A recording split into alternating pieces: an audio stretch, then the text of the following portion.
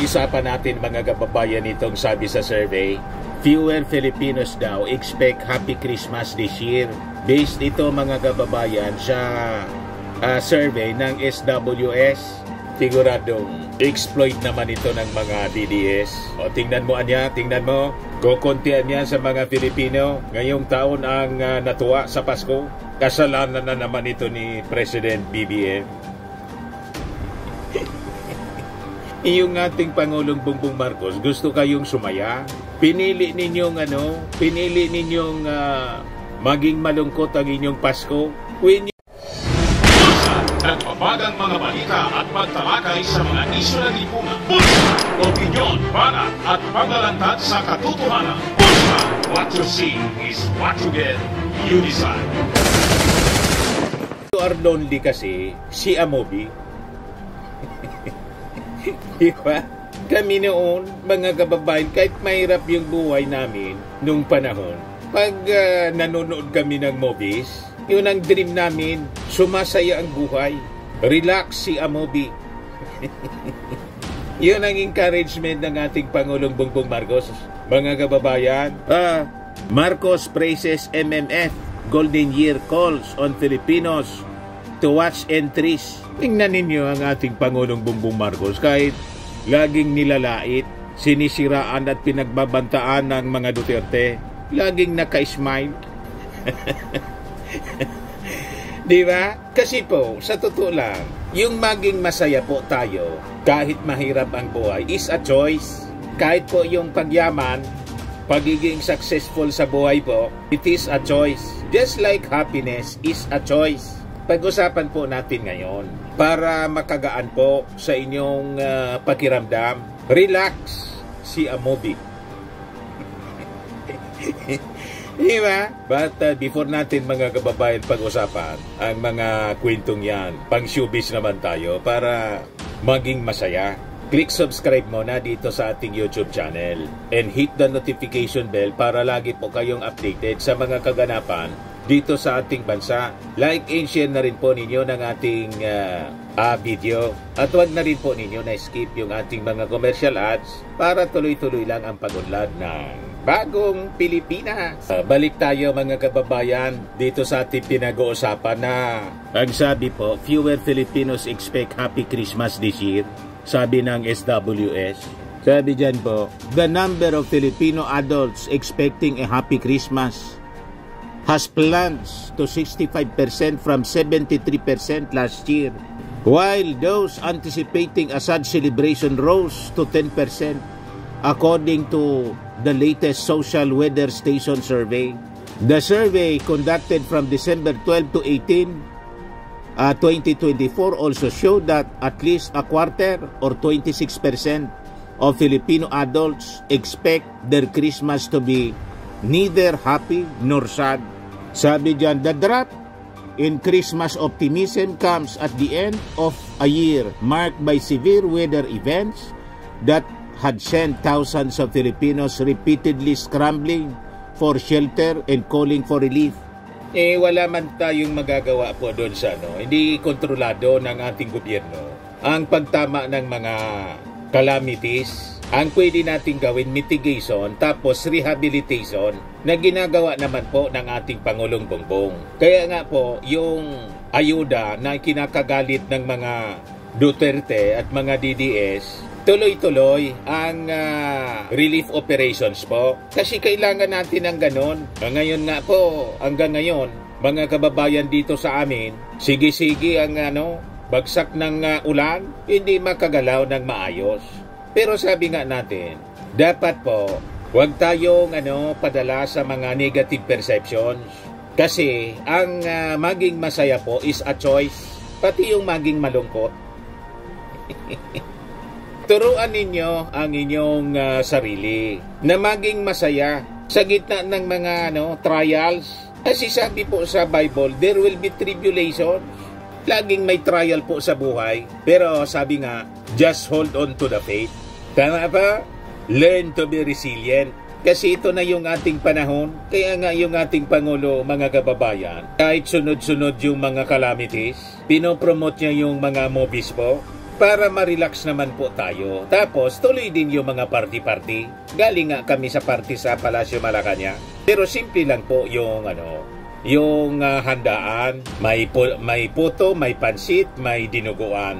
Mga pagkaing Pinoy. Ang importante doon, click subscribe muna dito sa ating YouTube channel and hit the notification bell para lagi po kayong updated sa mga kaganapan dito sa ating bansa. Like and share na rin po ninyo ang ating video. At huwag na rin po ninyo na skip yung ating mga commercial ads para tuloy-tuloy lang ang pag-unlad ng Bagong Pilipinas. Sa mga nagana po ng malinis and spacious fitness gym, pumunta lang po kayo sa aming Colossal Fitness Gym. We also offer Grab Car Rental with our brand new 2023 model ng Toyota Innova. We also accept booking for those who are planning to travel via PAL, Cebu Pacific, and other airline companies, local and international, and bills payment for Meralco Bills, Aleco Bills, PLDT, etc. Ang Colossal Fitness Gym is located at 3rd floor Security Bank Building, Landco Business Park, Legazpi City, Albay. For inquiries, look for Gilon Maravillas, contact number 0966-802-0949. Yan po yung aming Innova. Lagi na pong matao sa amin.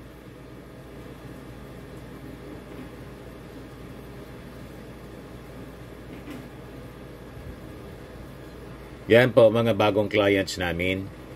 Napakaganda at colorful at napakalinis ng aming gym po.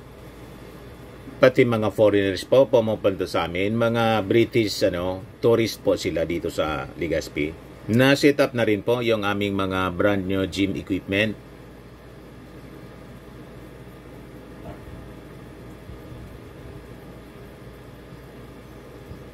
May treadmill na rin po kami.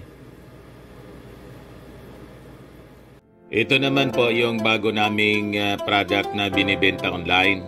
Eye Glow Serum, whitening po siya. Tingnan ninyo yung epekto sa aking anak na architect before and now. Yung mga inquiries po ninyo, dumiretso na lang kayo sa kanyang Facebook account, Riz Maravillas. Ito naman po, Firmax Firming and Lifting Cream. Pinapahid po sa mga pulses in affected area. Mainam po sa paninigas ng mga kasukasuan. Ito naman po, Automax Radiant Serum. Sa mukha naman yung application. Anti-aging po siya. You will look 10 years younger than your age. Sa mga cancer patients naman po, baka lang gusto ninyo itong itry. Naing siya red mixed fruit drink. Hindi mo po siya gamot, food supplement siya. Kaya lang, gawa siya mga kababayan sa goji berry. Yung goji berry, may anti-cancer properties.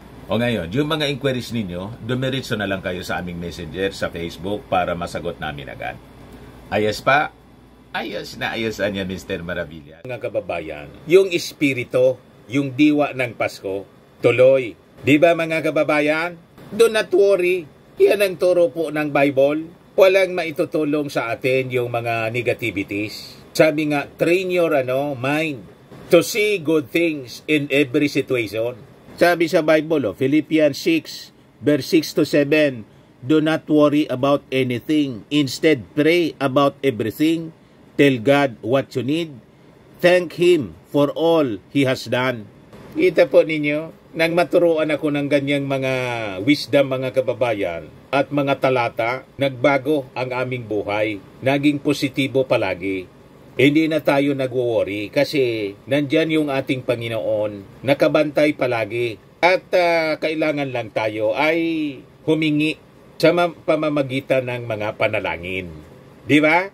Sabi baga, ask you and you shall be given. Knock and you shall be open. Sabi sa Matthew 6:34, therefore do not be anxious about tomorrow, for tomorrow will be anxious for itself. Sufficient for the day is its own trouble. No need to worry. Relax. See a movie. Yan yung sabi ng ating Pangulong Bongbong Marcos. May balance sa ating Pangulo. Gusto niyang tulungan kasi mga kababayan, pati yung ating mga kapatid sa film industry. Tapos makatulong din sa relax ng ating pag-iisip para maging masaya. Di ba? Yan o, yung ating Pangulo. Marcos praises MMFF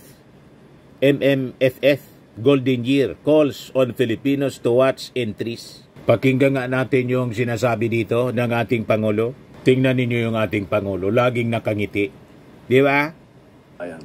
Maligayang Pasko po sa atin lahat. Ang panahon ng Kapaskuhan ay panahon upang lalong magsama-sama at magmahalan ang bawat pamilya at ang bawat isa sa atin. Ngayong Kapaskuhan, bibidang muli ang mga kwento ng ating lahi dahil ito sa espesyal na selebrasyon na ika-50 taon ng Metro Manila Film Festival na bahagi na ng ating buhay at kultura bilang Pilipino. Ang mga magagandang pelikulang kalahok ngayon ng Golden Year ng MMFF ay siguradong magbibigay ng gintong saya at mag-iiwan ng mga ginintuang aral. Ang kilikin po natin ang kwentong Pilipino. Suportahan po natin ang Metro Manila Film Festival 2024. Isama ang buong pamilya, buong barkada at panoorin ang 10 pelikula na handog ng MMFF. Mabuhay ang pelikulang Pilipino. Happy 50 years, MMFF, at muli, maligayang Pasko po sa inyo lahat. Di ba? Relaxing ang movie po. Kaya kami po ni Mrs., the whole family po, pag December, inuubos namin po ang pelikulang Pilipino para makatulong sa ating movie industry. Ang daming nakadepend. Hindi lang yung mga artista po. Yung mga artista, karamihan sa mga sikat na artista, mayayaman na.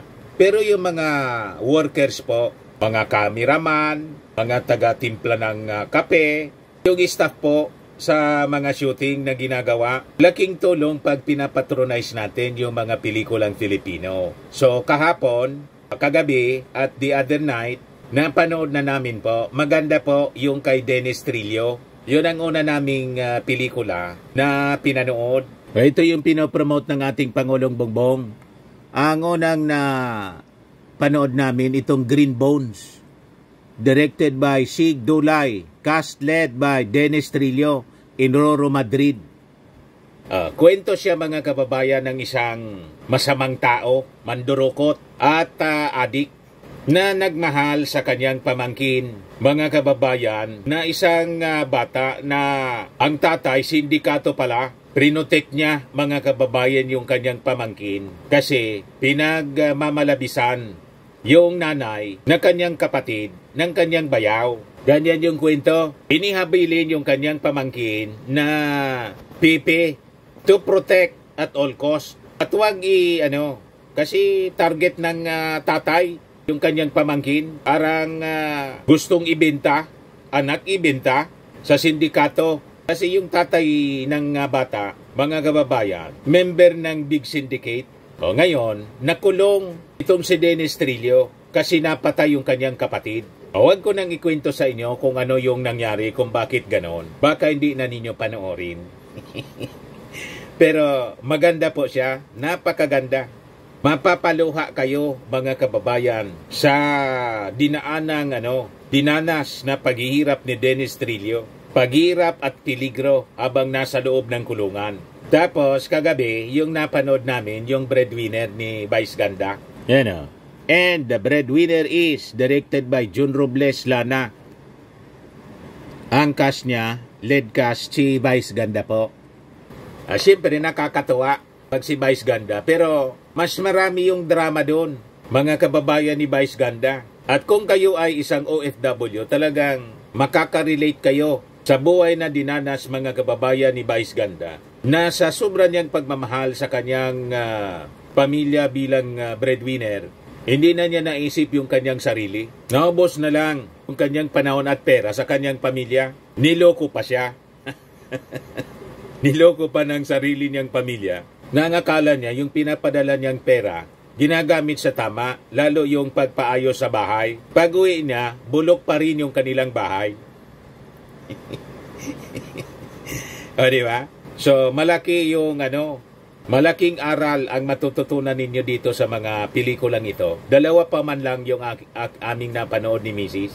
Pero obosin namin ito. Yan na Espantajo. Ano pa yung hindi pa namin napanood? Hold Me Close. Isang Himala. The Kingdom. Si Vic Soto ito. At Piolo Pascal yung The Kingdom. My Future You. Strange Frequencies. Tupac. Tapos itong uninvited, Vilma Santos, Inadin Lustre, saka si Aga Mulak. Ubusin namin yan. Ngayon lang hindi kami manonood ng sine kasi birthday ko naman. Maraming salamat sa mga greetings ninyo. Ang dami-dami na po na nag-post ng kanilang greeting sa aking timeline sa Facebook.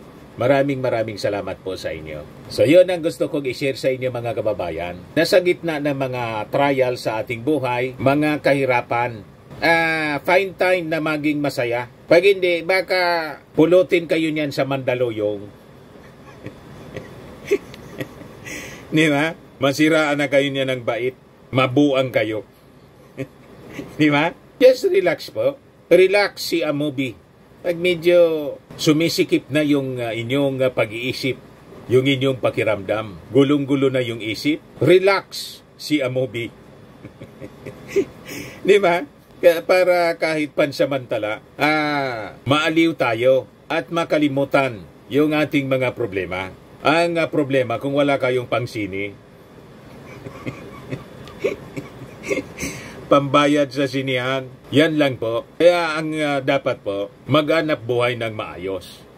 Always be positive and look for opportunities. Ang dami pong mga opportunities sa ating paligid. Pag yung ating mindset po ay na-trade natin to see good things in every situation. Ganun po, ganun ang ginawa ko po. Naging magaan yung aming buhay nung baguhin ko po yung aking pananaw sa buhay. Hindi yung puro problema ang nakikita. Pag may problema po na nakikita kayo, kasi laging may problema, look for the solutions of problems. Solution-oriented dapat po tayo. Hindi yung problema na problema mo pa.